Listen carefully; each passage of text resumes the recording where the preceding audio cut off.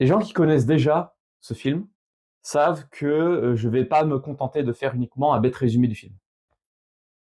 Et si vous savez déjà ce que représente le film et tout ce qu'il y a autour, vous savez que ça va être long. Aujourd'hui, on parle de Dofus. Ah non, non, non, pas le jeu, non, le film Dofus.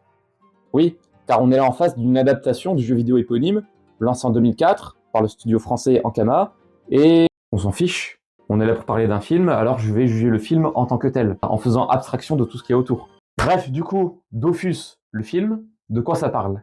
Depuis des siècles, deux cités se livraient une guerre sans fin.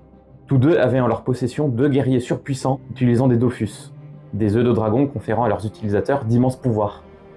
À la surprise de tout le monde, les deux guerriers que tout opposaient finirent par s'aimer, mettant ainsi fin au conflit. Cependant, Julite, toujours vouée à Brakmar, utilisa à nouveau son Dofus pour détruire Bonta, ce qui résulta à la mort de son mari, qui tenta de protéger la cité. Julite, quant à elle, n'a plus jamais été revue. Des années plus tard, nous retrouvons donc Joris, un jeune garçon vivant avec son grand-père adoptif, qui devra faire face au retour de Julite, déterminé à finir sa quête de destruction. Bon là, je vous ai fait un résumé vite fait, mais croyez-moi que si ce n'avait pas été une vidéo YouTube où il fallait être concis et rapide, croyez-moi que je vous aurais mis la scène d'intro en entière. La musique orchestrale, une guerre narrée tel un conte légendaire par un narrateur, la direction artistique au style pictural, l'implication de héros et d'artefacts, la séquence nous plonge dans son univers via le registre de l'épique. En l'espace d'une minute, on a la menace, les MacGuffin, bref, du lore. Bon, bref. Bref, on avance un peu le temps et... Attendez, pause, j'adore ce plan. Déjà, montrer Bonta qui se reconstruit est une idée géniale pour suggérer le temps qui passe, mais surtout, je n'imagine même pas le nombre de calques qu'il a fallu pour animer ne serait-ce que ce plan de quelques secondes. Bref, GG aux animateurs.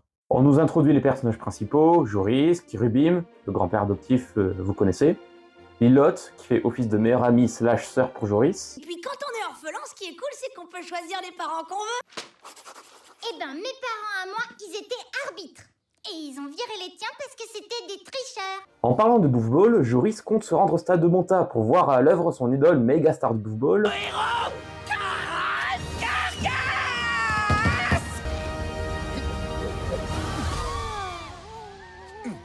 Allez, hop. Sauf que Kirubim, ne peut pas emmener Joris au stade, car il a des affaires à régler. Et oui, Joris, c'est comme ça, quelquefois dans la vie... Non, en fait, Joris, tu n'as juste pas vu la scène d'intro. Oui, car après le résumé trop stylé du début, on a une autre scène d'intro.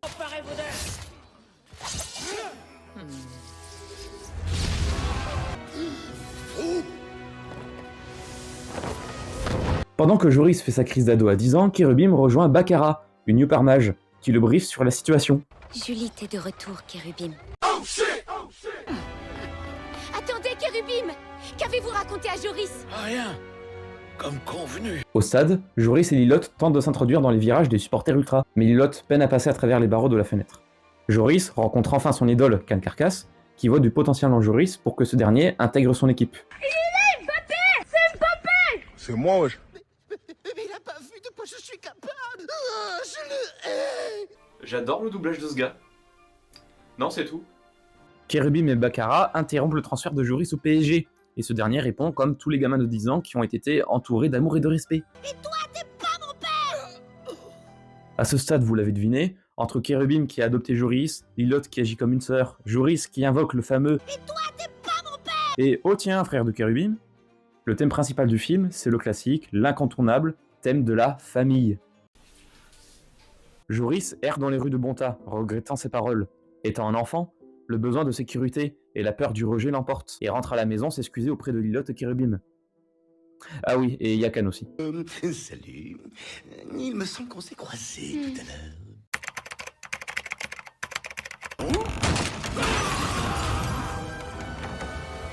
Julite, tu n'es pas la bienvenue. Kérubim Crépin.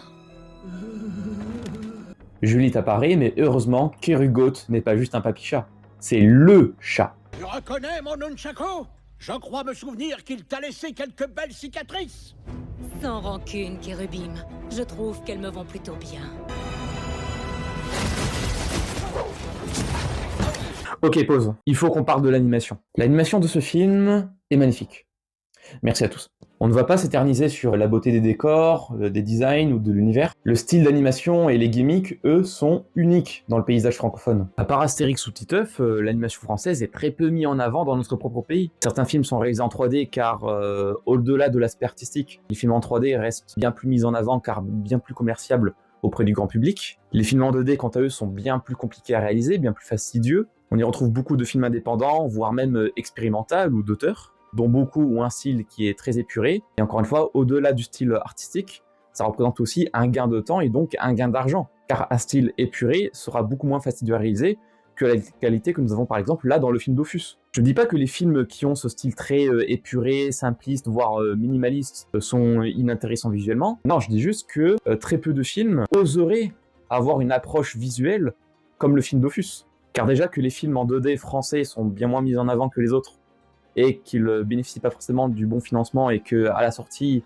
ils ne recueillent pas forcément assez de recettes, le temps de production est donc forcément bien plus millimétré, bien plus cadré, pour pouvoir être dans les temps et éviter que ce soit chronophage. Tenter un style d'animation comme l'a fait Dofus et d'autres productions du studio Ankama, c'est vraiment chronophage, et très peu de studios se permettraient d'avoir un style comme tel.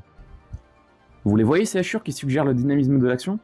Oui, vous avez déjà vu ce procédé un tas de fois dans des animés, mais c'est rare de voir de telles scènes d'action avec plusieurs SFX ou des plans de quelques secondes qui nécessitent un travail fou de compositing, surtout en France. Le temps, c'est de l'argent, et pas tous les studios ont l'argent qu'Ankama avait pour ce film. Fin de parenthèse, revenons à Kerbin et Juliette. Comme attendu, la qualité est au rendez-vous. Les mouvements sont fluides, la chorégraphie est lisible, le sound design est impeccable. Un détail que je trouve cool, c'est ce plan séquence où le travelling de la caméra est toujours dans l'axe des attaques de Cherubim. C'est comme si la caméra suivait l'intuition de Juliette, qui essaie de prédire les prochaines attaques de son adversaire. Juliette, bien qu'elle soit dotée du Dofus Eben, peine à vaincre Cherubim. Soudain, elle ressent la présence du dragon du Dofus Eben.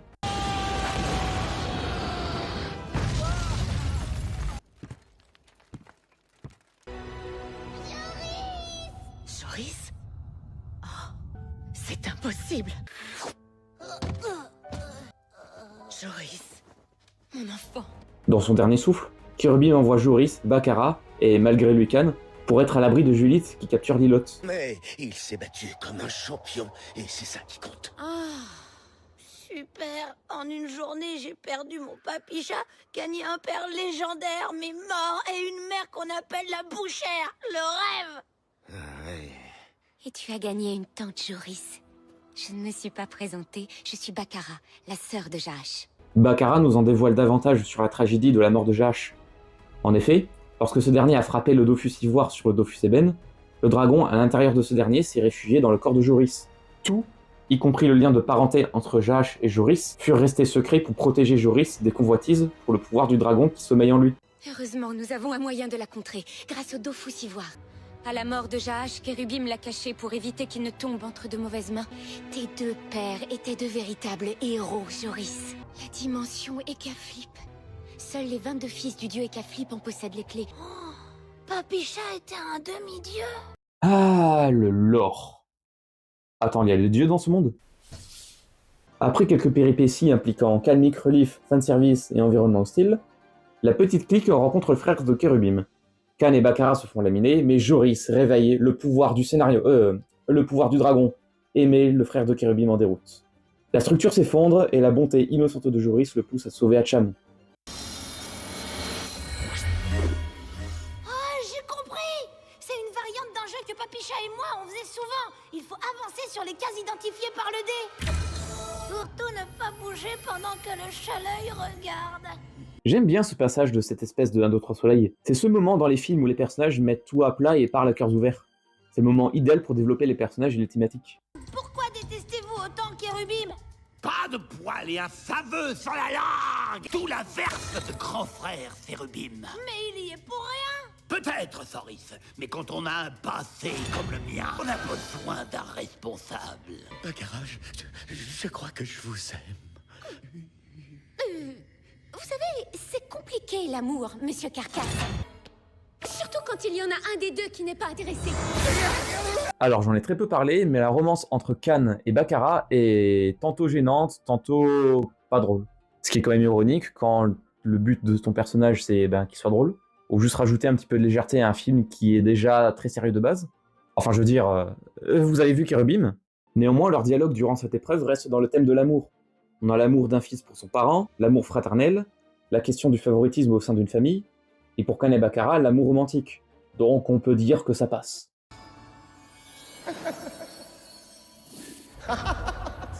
Baqara Jurgen et Hatcham Crêpe, la belle et l'imberbe. Outre l'animation et le design du dragon que je trouve trop stylé, on a là affaire à une seconde scène d'opposition.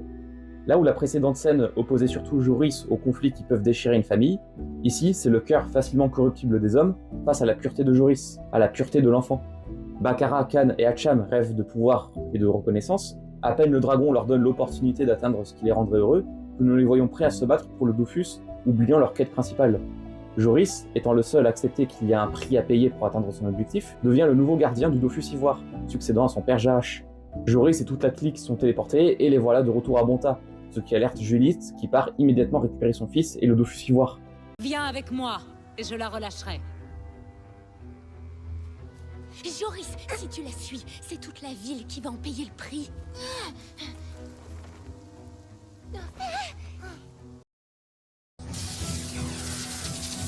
C'est le moment de rendre des comptes, Julite.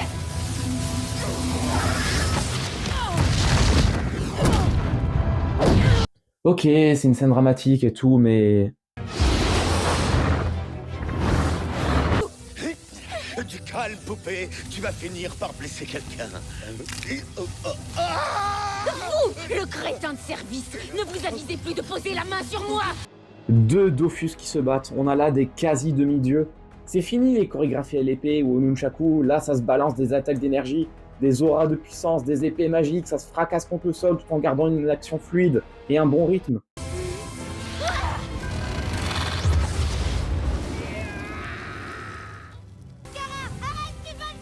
Je fais ce qu'il faut pour sauver la ville, je fais ce qui est juste. Tu ne sais pas ce qui est juste. C'est pour ça que le Dofus ne t'a pas choisi. Je n'ai qu'un but. Ressusciter Jaash. Les antagonistes de ce film sont bien écrits. C'est vrai qu'on dirait pas, en résumant l'histoire que du point de vue de Joris depuis tout à l'heure, donc ça n'aide pas niveau analyse, mais Julite, elle a un but compréhensible, elle est une figure importante du lore, elle a une liaison avec les personnages, et elle incarne une thématique forte liée au reste du film. Les antagonistes bien écrits comme ça, vraiment, ça a toujours fait partie d'une des grandes qualités de l'univers du Cosmos qu'a développé un. Ah oui, c'est vrai, on reste sur le film.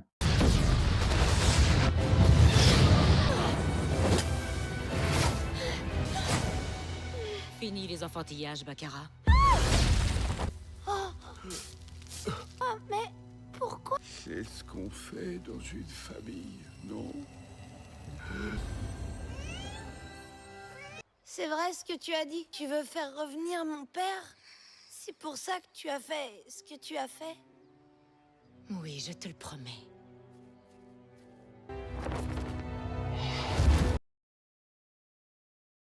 Khan retourne au stade pour jouer le match de Boufball, mais il se fait interpeller par le gars qui l'avait piètrement renvoyé au début du film. Attendez une seconde. L'Osamoda s'échange de corps avec Khan, qui se retrouve à la place des gens qu'il a humiliés parce que, ben, pourquoi pas. Pour l'amour de moi, préviens la garde. Espèce d'égoïste répugnant et chevelu, vous allez enfin recevoir la leçon que vous méritez. On dirait la première mascotte de l'équipe de Boufball de Bonta. Ton père était un grand fan de Boufball. Il est temps de ramener ton père, Joris. Es-tu prêt? Oui. Maman.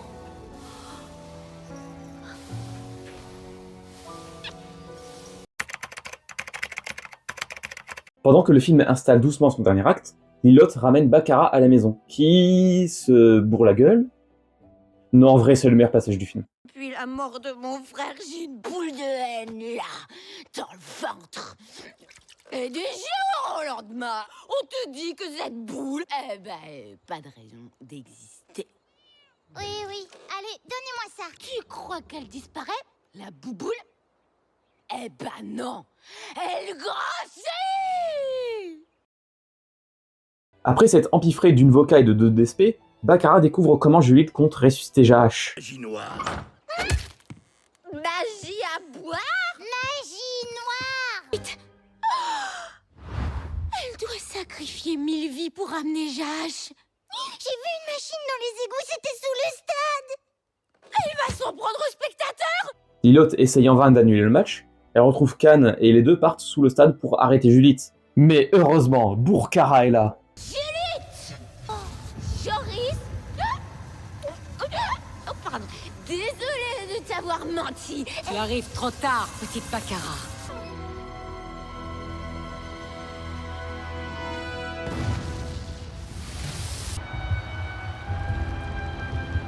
Julite vainc aisément les Hypermages et tue le roi de Bonta. Ainsi commence le carnage de Julite pour ramener son époux. Joris se libère, rejoint ses amis, et la petite équipe parvient à récupérer le Dofus Ivoire. Khan, je vous présente mes excuses pour tout. De vous avoir traité d'idiot, même si vous l'êtes, de... Un rendez-vous et on est quitte. Ils tentent de raisonner Julite, qui leur livre la vérité sur le jour de la mort de Jahash. Comment est-ce que nous pourrions vivre heureux en ayant le sang de tous ces innocents sur les mains? Innocent. L'un de ces innocents a volé le Dofus Eben dont j'avais la garde pour le déchaîner sur la ville. Ne m'ont laissé aucune chance alors que j'essayais de les sauver.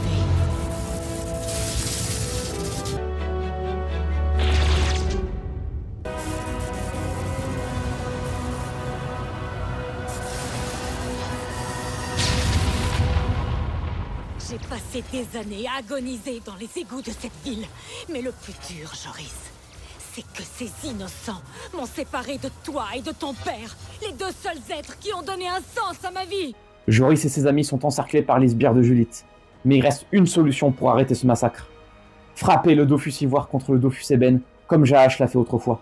Avec un bon jeu de passe, l'un d'entre nous finira par arriver au but. T'as droit à un nouveau test de recrutement.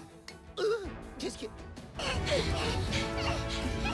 Baccara est à deux doigts de réussir, mais envoyée dans le décor.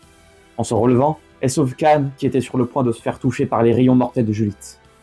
Très vite, le reste de l'équipe se fait avoir par le Dofus, ne laissant que Joris, mentalement plus bas, pour entrechoquer les deux artefacts.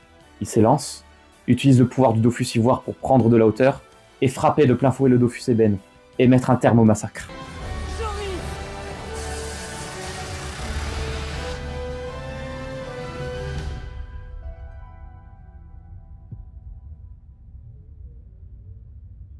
Aucun son, juste par l'image, cette scène est puissante.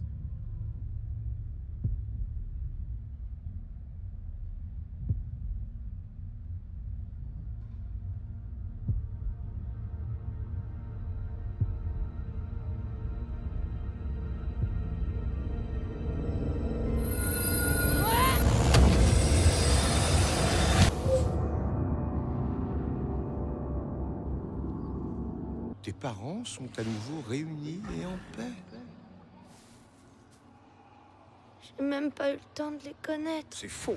Ils ont toujours fait partie de toi. Et mes amis. Moi, je ne peux rien. Seul mon frère peut inverser le processus et libérer leurs âmes. Joris s'approche du dragon, noirci par la haine. Il se laisse mordre, comme pour accepter que donner l'amour inclut parfois de la souffrance. Il fait vœu de protéger les dragons des deux Dofus, et le dragon libère les âmes. Joris réapparaît au stade, enveloppé dans la cape de Julite pour protéger sa chute, comme un adieu témoignant la dernière preuve d'amour de la part de sa mère, et ainsi se termine le film Dofus. Ce qu'on peut en tirer, c'est...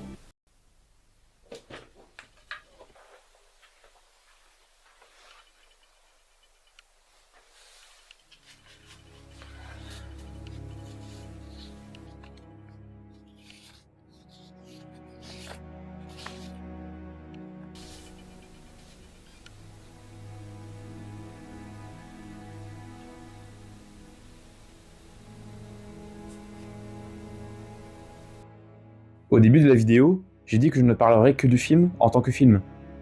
Le film en tant que tel tient très bien la route, il se suffit à lui-même, malgré des questionnements qui stimulent l'imagination quand on ne sait pas ce qu'il y a autour. Pourquoi cette maison a des yeux? Pourquoi les gens sont humains et anthropomorphiques?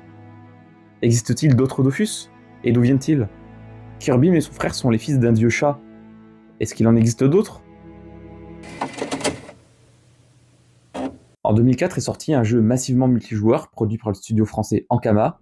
Ce jeu, c'est Dofus. Au fil des années, le jeu prend une place importante dans le paysage vidéoludique français, au point qu'une série d'animations voit le jour. Wakfu, qui attira un nouveau public pour l'univers qui était en train de développer Ankama, public dont je faisais partie. De nos jours, beaucoup de personnes ne se limitent qu'à Wakfu, et c'est déjà très bien. La série est populaire et puise à fond dans le lore du Cosmos, surtout dans les dernières saisons. C'est quoi le Cosmos ? Simplement l'univers dans lequel Dofus, Wakfu, Lance-Dur et les autres spin-offs sont connectés. Encore une fois, les œuvres du Cosmos se répondent, mais restent heureusement indépendantes les unes des autres. Et ce film Dofus en est la preuve. Le film est d'ailleurs sorti 1 an avant la saison 3 de Wakfu.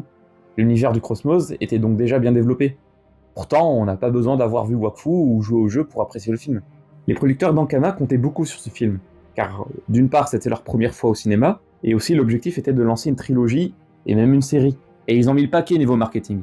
Une nouvelle classe dans le jeu Dofus, introduisant les Hyper Mages, une BD centrée sur Juliette et Jahash, une série sur Cherubim, et même un village de 350 mètres carrés dans le style de Dofus aurait été construit sur la grande place de l'île.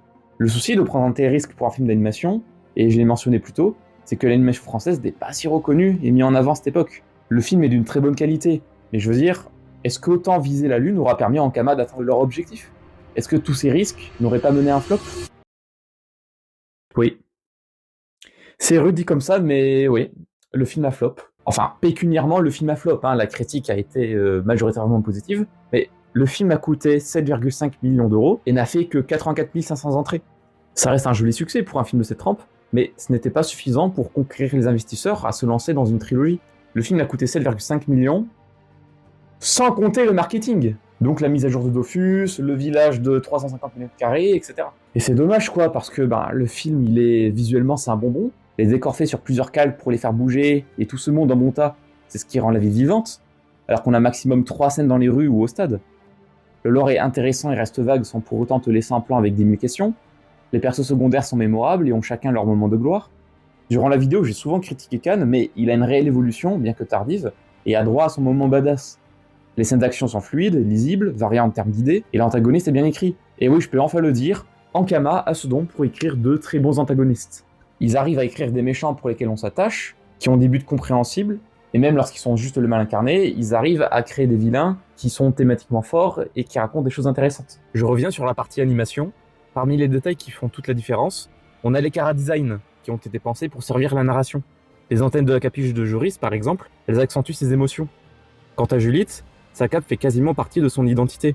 Elle lui permet de se protéger, d'attaquer, se mouvoir. La cape permet aux animateurs de faire à Juliette des mouvements plus difformes, fluides, vifs, lui donnant une allure plus menaçante et fantomatique.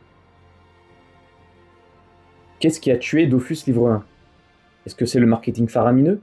Est-ce que c'est la surestimation du nombre de joueurs de Dofus prêts à se rendre en salle ? Est-ce que c'est le gros Peggy 10 que s'est mangé le film, qui l'a fait être diffusé à des horaires désavantageuses ? Est-ce que c'est la sortie de films attendus durant la même période qui a fait de l'ombre ? Ou un mélange des quatre ?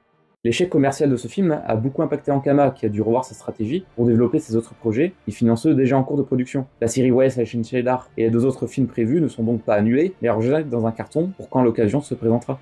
Mais la roue a fini par tourner. Le film n'a pas été oublié et reste apprécié quasiment 10 ans après sa sortie. Joris fait des caméos dans Wakfu, des idées visuelles des projets mis en suspens sont repris par des projets qui ont vu le jour, et le succès des dernières saisons de Wakfu a rouvert la voie pour espérer voir la suite des aventures du petit Joris.